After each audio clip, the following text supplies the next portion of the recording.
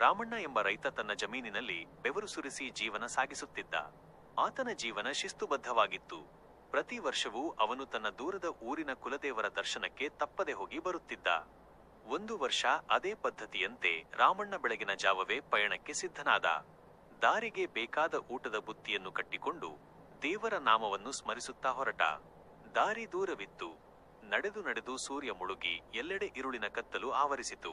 ವಿಶ್ರಾಂತಿಗಾಗಿ ಆತನು ದಾರಿಯಲ್ಲಿ ಸಿಕ್ಕ ಪುಟ್ಟ ಗುಡಿಸಲೊಂದರ ಬಳಿ ನಿಂತ. ಅಲ್ಲಿ ಒಬ್ಬ ಬಡ ಕುಟುಂಬದ ಯಜಮಾನ, ಆತನ ಹೆಂಡತಿ ಮತ್ತು ಇಬ್ಬರು ಪುಟ್ಟ ಮಕ್ಕಳು ವಾಸಿಸುತ್ತಿದ್ದರು. ಆ ಮನೆಯ ಮುಖ್ಯ ಸಂಪತ್ತು ಎಂದರೆ ಕೇವಲ ಒಂದು ಹಸು. ಮನೆ ಒಡೆಯರೇ, ನಾನು ದೂರದ ದೇವಸ್ಥಾನಕ್ಕೆ ಹೋಗುವ ಯಾತ್ರಿಕ. ಈ ರಾತ್ರಿ ಇಲ್ಲಿ ವಿಶ್ರಮಿಸಲು ನನಗೆ ಅವಕಾಶ ನೀಡುತ್ತೀರಾ ಎಂದು ರಾಮಣ್ಣ ಕೇಳಿಕೊಂಡ.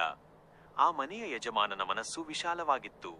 ಆತ ಸಂತೋಷದಿಂದ ಒಪ್ಪಿಕೊಂಡು ಮನೆಯಲ್ಲಿ ಇದ್ದ ಹಸುವಿನ ಬಿಸಿ ಹಾಲನ್ನು ಕುಡಿಯಲು ಕೊಟ್ಟು ರಾಮಣ್ಣನನ್ನು ಉಪಚರಿಸಿದ. ರಾಮಣ್ಣನು ಸಂತುಷ್ಟನಾಗಿ ಅವರ ಯೋಗಕ್ಷೇಮವನ್ನು ವಿಚಾರಿಸಿದ.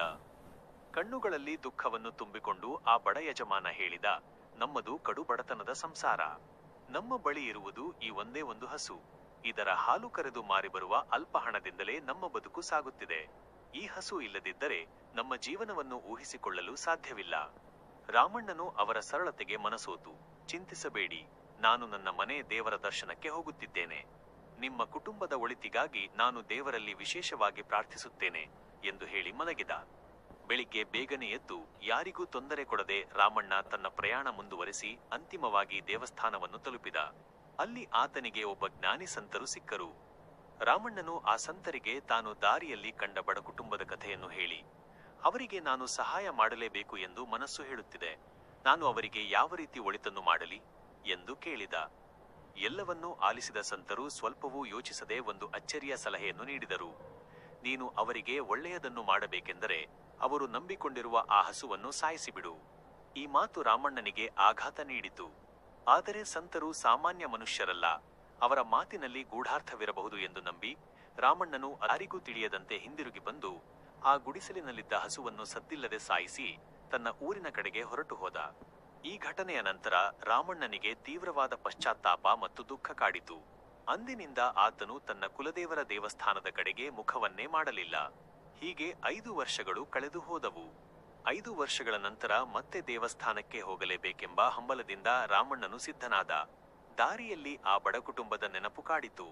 ಅವರು ಈಗ ಹೇಗಿದ್ದಾರೋ, ಆ ಮಕ್ಕಳು ಏನು ಮಾಡುತ್ತಿದ್ದಾರೋ ಎಂದು ಯೋಚಿಸುತ್ತಾ ಆ ಗುಡಿಸಲು ಇದ್ದ ಸ್ಥಳಕ್ಕೆ ಬಂದು ನಿಂತ. ಆದರೆ ಅಲ್ಲಿ ಆತನಿಗೆ ತೀವ್ರ ಆಶ್ಚರ್ಯ ಕಾದಿತ್ತು. ಆ ಪುಟ್ಟ ಗುಡಿಸಲು ಮಾಯವಾಗಿತ್ತು. ಅದರ ಬದಲಾಗಿ ಅಲ್ಲಿ ಭವ್ಯವಾದ ಒಂದು ದೊಡ್ಡ ಮನೆ ಮತ್ತು ಅದಕ್ಕೆ ಹೊಂದಿಕೊಂಡಂತೆ ಜನಜಂಗುಳಿಯಿಂದ ಕೂಡಿದ ಒಂದು ದೊಡ್ಡ ಹೋಟೆಲ್ ತಲೆ ಎತ್ತಿ ನಿಂತಿತ್ತು. ರಾಮಣ್ಣನು ಕುತೂಹಲದಿಂದ ಆ ಹೋಟೆಲ್ ಮಾಲೀಕನನ್ನು ವಿಚಾರಿಸಿದರೆ ಆತ ಬೇರೆ ಯಾರೂ ಅಲ್ಲ, 5 ವರ್ಷಗಳ ಹಿಂದೆ ಹಸುವಿನ ಮೇಲೆ ಜೀವನ ನಡೆಸುತ್ತಿದ್ದ ಅದೇ ಬಡ ಕುಟುಂಬದ ಯಜಮಾನ. ಏನಿದು, 5 ವರ್ಷದಲ್ಲಿ ಇಷ್ಟು ದೊಡ್ಡ ಬದಲಾವಣೆ ಹೇಗೆ ಸಾಧ್ಯವಾಯಿತು ಎಂದು ರಾಮಣ್ಣನು ಆಶ್ಚರ್ಯದಿಂದ ಕೇಳಿದ. ಆಗ ಆ ಹೊಸ ಹೋಟೆಲ್ ಮಾಲೀಕನಾದ ಯಜಮಾನನು ಸಂತೋಷದಿಂದ ಹೇಳಿದ, 5 ವರ್ಷಗಳ ಹಿಂದೆ ನಮ್ಮ ಜೀವನಕ್ಕೆ ಆಧಾರವಾಗಿದ್ದ ಆ ಒಂದೇ ಒಂದು ಹಸುವನ್ನು ದುಷ್ಕರ್ಮಿಗಳು ಸಾಯಿಸಿಬಿಟ್ಟರು. ನಾವು ಸಂಪೂರ್ಣ ದಿಕ್ಕೆ ತೋಚದಂತಾದೆವು. ಬೇರೆ ದಾರಿಯೇ ಇಲ್ಲದೆ ಬದುಕಲು ಏನಾದರೂ ಮಾಡಲೇಬೇಕೆಂದು ನನ್ನ ಹೆಂಡತಿಯ ಕೈರುಚಿ ಚೆನ್ನಾಗಿದ್ದ ಕಾರಣ ಆ ಪುಟ್ಟ ಗುಡಿಸಲಿನಲ್ಲೇ ದೋಸೆ ಮತ್ತು ತಿಂಡಿ ಮಾರಾಟ ಶುರು ಮಾಡಿದೆವು. ಜನರಿಗೆ ನಮ್ಮ ದೋಸೆ ಇಷ್ಟವಾಗಿ ವ್ಯಾಪಾರ ಭರ್ಜರಿಯಾಗಿ ನಡೆಯಿತು. ಆ ದೋಸೆ ವ್ಯಾಪಾರದಿಂದ ಬಂದ ಹಣದಿಂದಲೇ ಇಂದು ನಾವು ಈ ದೊಡ್ಡ ಮನೆಯನ್ನು, ಹೋಟೆಲನ್ನು ಕಟ್ಟಿದ್ದೇವೆ. ಆ ಹಸು ಸತ್ತಾಗಲೇ ನಮಗೆ ಹೊಸ ಬದುಕು ಸಿಕ್ಕಿತು. ಇದೆಲ್ಲವನ್ನೂ ಕೇಳಿದ ರಾಮಣ್ಣನಿಗೆ ತಾನು ಅಂದು ಮಾಡಿದ ಕಾರ್ಯದ ಹಿಂದಿನ ಉದ್ದೇಶ ಮತ್ತು ಸಂತನ ಮಾತಿನ ಸತ್ಯಾರ್ಥ ತಿಳಿದುಬಂತು. ಆತನ ಮನಸ್ಸು ತೃಪ್ತಿ ಮತ್ತು ಸಂತೋಷದಿಂದ ತುಂಬಿಹೋಯಿತು.